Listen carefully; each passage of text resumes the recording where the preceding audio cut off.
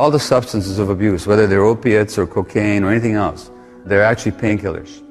Some of them specifically are painkillers. But physical pain and emotional pain, the suffering is experienced in the same part of the brain. So when people suffer emotional rejection, the same part of the brain will light up as if you stuck them with a knife. The Eckhart Tolle says very nicely that addictions begin with pain and end with pain. So that all the addictions are attempts to soothe the pain. So when I work with addictions, the first question is always not why the addiction, but why the pain. And what you find is emotional loss or trauma. In the case of the severe addicts, as in the downtown East Side here, they were every single one of them traumatized. There's no women walking the streets here who had not been sexually abused, not even by accident. But you know, whether it's a sex addiction or internet or relationship or shopping or work addiction, these are all attempts to get away from distress.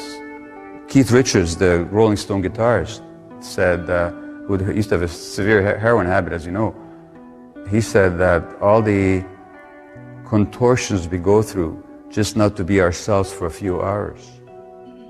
Or why would somebody not want to be themselves? Because they're in too much distress and too much pain.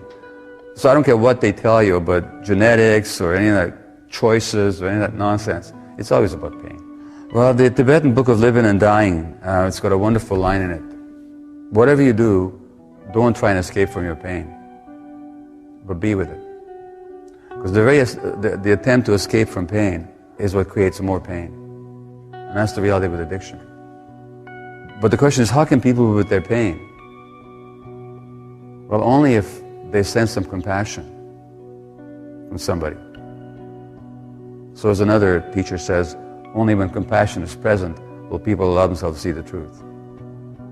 So addicted people need a compassionate present which will permit them to experience their pain without having to run away from it. And all the attempts to run away, it's like another teacher says, the surest way to go to hell is to try to run away from hell.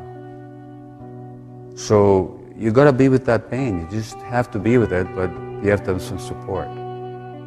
And we live in a society that, one way or the other, is always about instant relief, quick satisfaction, distraction.